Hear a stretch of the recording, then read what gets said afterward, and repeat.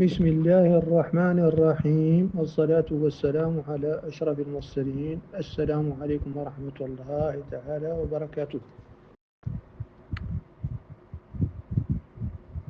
Bonjour, le texte est en français. Je vais lire le texte parce que, paraît-il, de nombreux de mes compatriotes ont plus de temps pour écouter que pour lire. Je vais alors lire cette lettre ouverte, cette nouvelle lettre ouverte. Lettre ouverte à la haute attention de son Excellence Monsieur Mohamed Ould Cheikh Al Ghazouani, président de la République, et à l'opinion publique mauritanienne.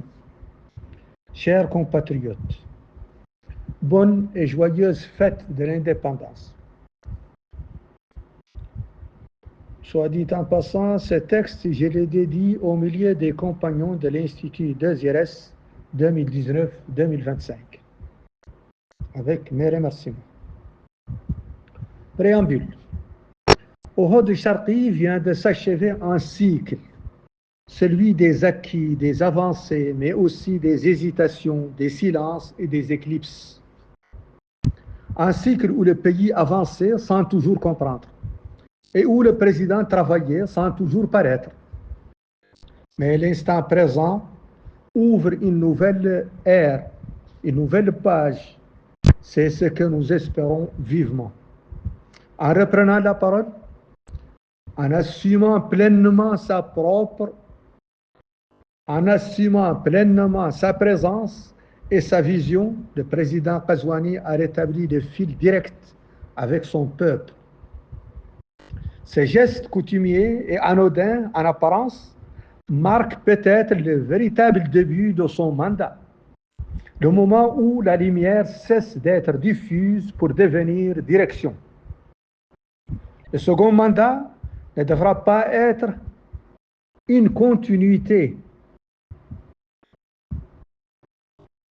Le second mandat ne devra pas être une continuité, mais un tournant de clarté, de fermeté et de cohérence entre l'action et la parole. Car notre peuple éclairé n'attend plus des apparitions lunaires, mais une étoile qui guide, une lumière qui demeure. C'était ça le préambule ou l'introduction. Élément de bilan du premier mandat dans l'espoir du tournant décisif du second. Pendant plus de 30 années, l'opinion publique mauritanienne fut maintenue en haleine par des discours récitations successifs de deux présidents, l'un presque muet, l'autre presque analphabète. Pourtant, ils occupaient sans relâche les écrans de télévision de tous les Mauritaniens. Puis vint la lune, le président lune, et la lune de miel entre un chef d'État lumineux et un peuple retrouvant enfin clarté et joie. Mais bientôt surgirent les apparitions fugitives, disparitions prolongées, plus une étoile dans le ciel politique.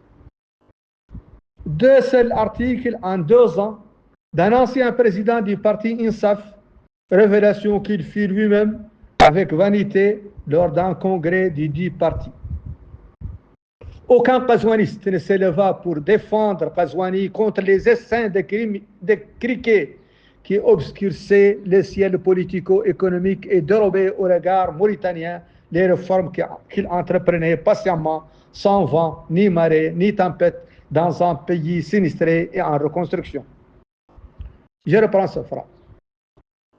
Aucun Ghazouaniste ne se leva pour défendre Ghazouani contre les essaims de criquets qui obscurcissaient le ciel politico-économique et dérobaient au regard mauritanien les réformes qu'il entreprenait patiemment, sans vent, ni marée, ni tempête, dans un pays sinistré en reconstruction. Ghazouaniste entre guillemets. Ses partisans entre guillemets politiques furent parfois ses adversaires. Ses adversaires, parfois, furent traités par lui avec une surprenante bienveillance, une échelle politique inversée. Toujours Pas d'étoiles qazouanistes dans le ciel mauritanien de 2019-2020 jusqu'en 2025. Seule brillait l'étoile de l'Institut Désirès et ses compagnons fidèles.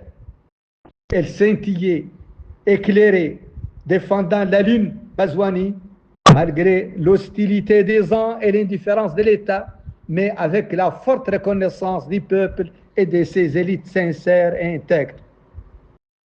À ses côtés de Désirès et ses compagnons, d'autres encore, rares mais constants.